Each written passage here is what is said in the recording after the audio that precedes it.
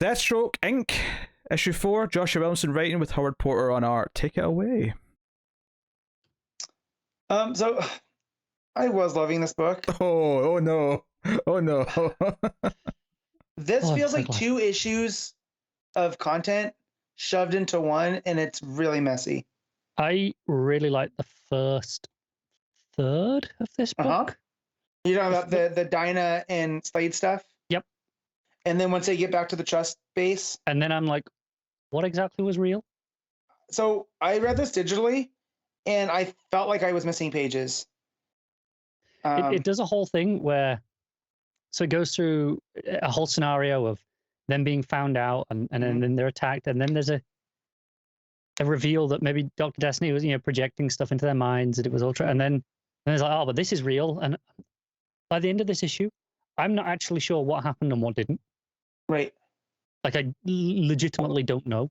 Well, especially, and I don't think it's meant to be ambiguous. I don't think it's meant to be find out what really happened, because it ends on a completely different cliffhanger to any of that. Yep. So at the end of the last issue, we find out that that Dinah's working with Oracle to basically pull the mask off of Trust, because we find out that the lady running Trust is a new version of Libra, and we kind of get a history of Libra that they kind of want to bring balance.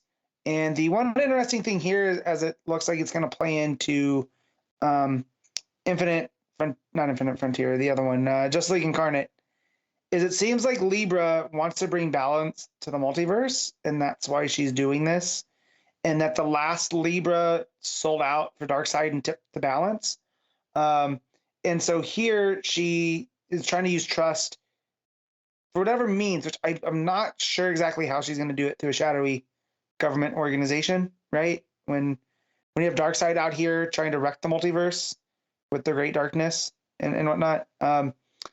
But so when Canary and Slade come back after they've been fighting and whatnot, she just really reveals herself and says, because they have to go find Dr. Destiny, who's using the Moonstone to steal nightmares again.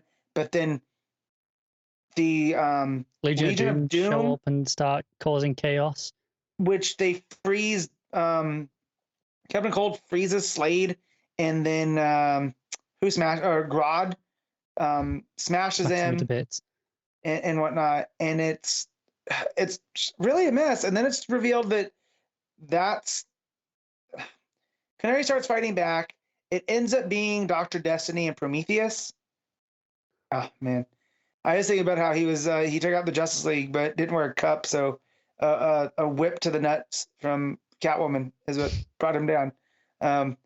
So Prometheus transports him to the Ghost Dimension, which is the Phantom Zone. And from what I gather here, so Canary, when she fights back, it's Deathstroke that reacts. And he's like, "Oh, I was trying to snap you out of it." And all of this is projections from Dr. Destiny. Right. So whoever she was fighting she was fighting Deathstroke, thinking she was fighting someone else, and she gave him the full blast of the Canary Cry. Yeah. Which, when we see him pull off his helmet, his ears are bleeding, he's not in good shape, but none of this was real, including the stuff with Libra. I don't know. Because Libra's not there in her arms after she kind of like vanishes.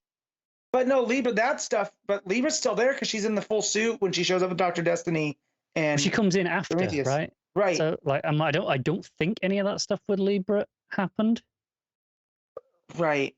And then earlier in the book too, we see that Deathstroke and Cheetah, they talked, and that basically Libra's coming after all these villains that were part of the Legion of Doom, and that she's offering them a deal, to join her or be taken out. And that's where Deathstroke comes in, because when you turn her down, sends Deathstroke, and then Blood to Trust and all this. But the book ends with Deathstroke seemingly dying in the Ghost Zone.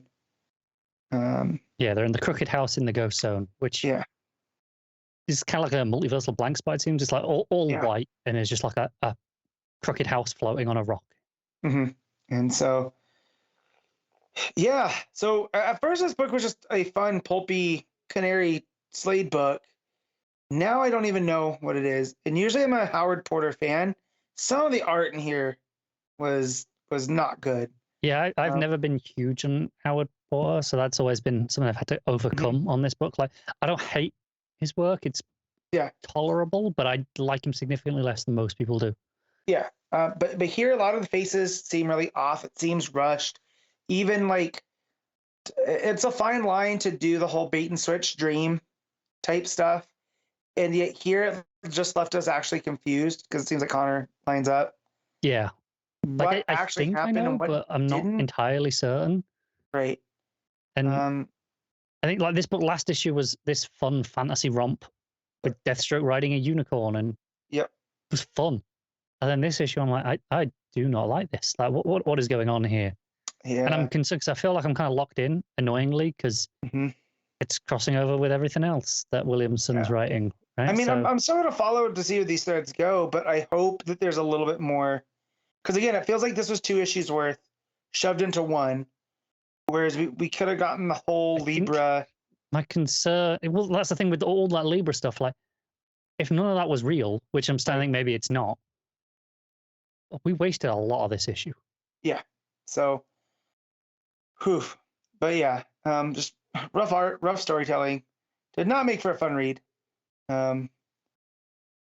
Yeah. So I'm gonna give it a 6.5. I love that. Rough art, rough storytelling, not a fun read. 6.5. Yeah. I echo all of those sentiments, and I'm going to give it the more appropriate score for those sentiments of a 4. Interesting.